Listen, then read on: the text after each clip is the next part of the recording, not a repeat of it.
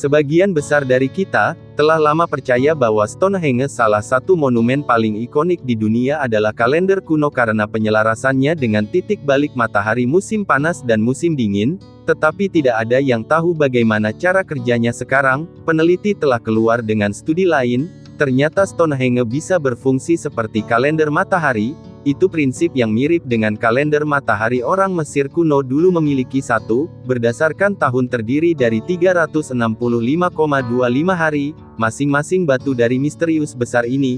Lingkaran Sarson mewakili satu hari dalam sebulan.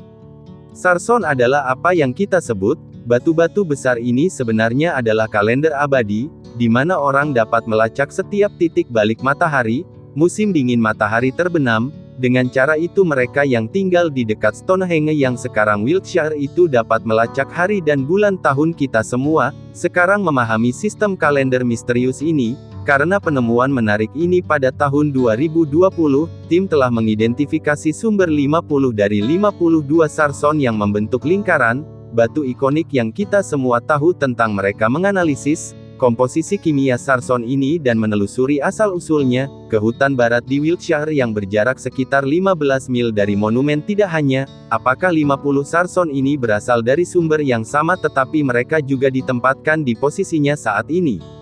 Kira-kira pada waktu yang hampir bersamaan, mereka membuat lingkaran luar Stonehenge bersama dengan cincin bagian dalam berbentuk tapal kuda. Di dekat pusat monumen ada batu yang lebih kecil, yang dikenal sebagai batu biru. Tim menelusuri asal-usul batu biru sampai ke paus. Mereka juga menemukan bahwa sarson berbagi kimia umum lebih dari 99 silika, dengan elemen jejak. Dua sarson berbeda satu sama lain, dan juga berbeda dari gugus utama. Sarson ini disusun dalam 3 formasi berbeda di Stonehenge. 30 dari mereka membentuk lingkaran batu besar, yang mendominasi monumen. 4 stat batu ion berakhir dalam formasi persegi panjang di luar lingkaran, sementara sisanya terletak di dalam lingkaran batu, yang dibangun menjadi 5 triloton.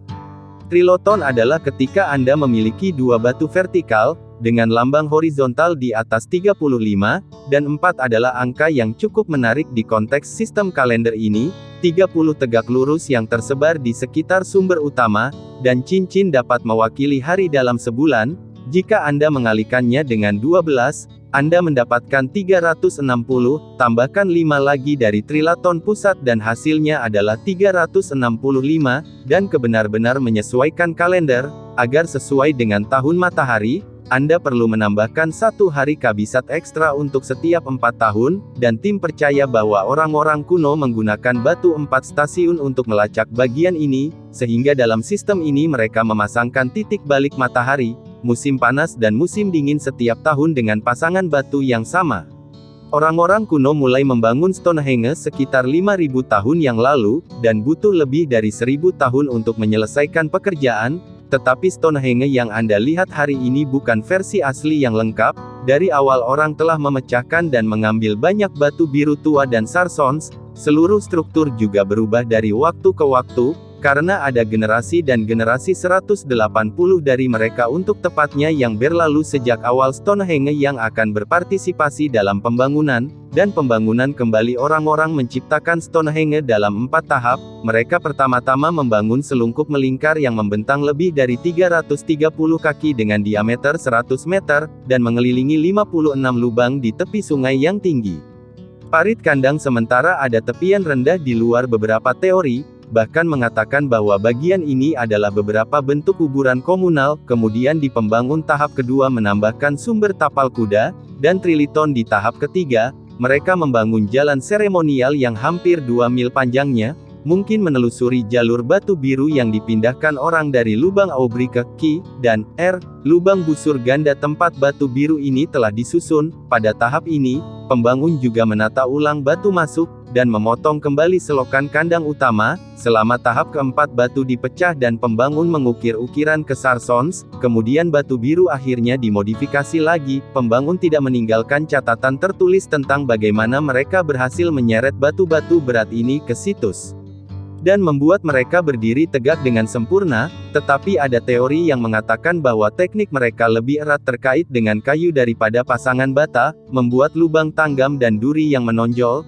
Karena mereka ingin menyatukan batu-batu ini dan mereka menggunakan sambungan lidah dan alur, untuk melakukan itu ketika mereka menggali lubang untuk batu, mereka menempatkan tiang kayu di bagian belakang lubang yang digunakan sebagai penyangga, kemudian mereka memindahkan batu ke posisinya dan menariknya ke atas dengan tali. Mereka memasukkan puing-puing ke dalam lubang untuk memastikan batu itu tetap di tempatnya. Renda masyarakat pertanian pra-industri menempatkan monumen yang menarik ini bersama-sama, hanya menggunakan alat yang terbuat dari batu dan tulang, bahkan roda belum ditemukan namun formasi yang tidak biasa ini juga dikenal sebagai batu cincin. Batu yang dapat Anda lihat di Stonehenge memiliki beberapa sifat akustik yang cukup aneh ketika Anda memukulnya, mereka menghasilkan suara dentang keras yang bisa menjadi salah satu alasan mengapa orang repot-repot mengangkutnya. Jarak jauh di tempat pertama di beberapa budaya kuno orang percaya bahwa batu ini mengandung kekuatan penyembuhan. Itu adalah lokasi yang sangat populer yang menarik lebih dari 1 juta pengunjung per tahun. Ketika pertama kali dibuka untuk umum, pengunjung diizinkan berjalan di antara batu-batu yang bahkan bisa mereka panjat, karena tidak ada batasan apapun sampai pengunjung abad ke-19, secara teratur memotong potongan-potongan batu untuk diambil mereka pulang sebagai souvenir. Mereka juga akan mengukir inisial mereka di batu tempat mereka berkemah, di dalam lingkaran dan menggali api lubang, tidak menyadari bahwa lubang penggalian serius dapat merusak stabilitas seluruh monumen. Dari waktu ke waktu pengunjung mengalami pembatasan lebih dan lebih, sampai monumen akhirnya diikat pada tahun 1997 karena erosi serius dari batu itu. Berarti jika Anda ingin mengunjungi, Anda hanya dapat melihatnya dari kejauhan, kecuali jika Anda ingin membayar ekstra untuk pengalaman lingkaran batu yang dapat diatur di luar jam kunjungan normal. Stonehenge awalnya memiliki 2 pintu masuk yang mengarah ke kandang, ada yang lebar ke timur laut, dan satu lagi yang sedikit lebih kecil dan terletak di sisi selatan. Jika Anda melihatnya hari ini, Anda dapat melihat ada lebih banyak celah ini, sebagian besar karena trek yang dibuat kemudian yang pernah melintasi monumen. Tanah di dalam Stonehenge telah sangat terganggu, dan itu bukan hanya tentang pengunjung acak menggali lubang api, ada sekelompok orang yang menggali lubang besar yang dalam, di dalam lingkaran batu di abad ke-17 karena mereka mencari harta karun.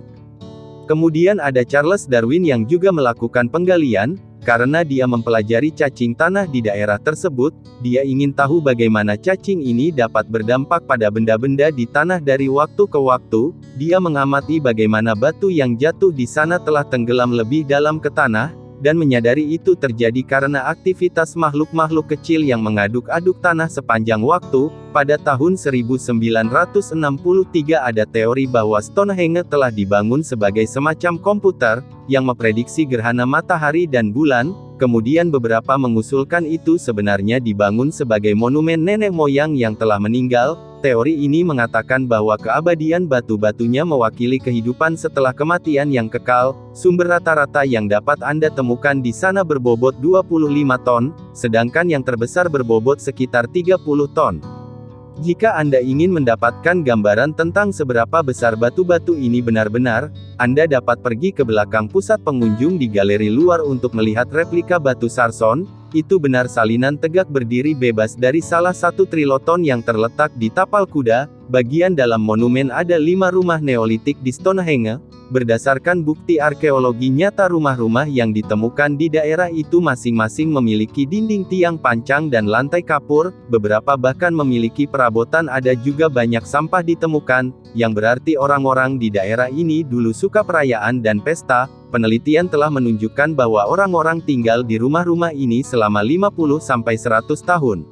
Sekitar 4.500 tahun sebelum Masehi, yang waktu ketika pembangun membawa batu sarson ke Stonehenge.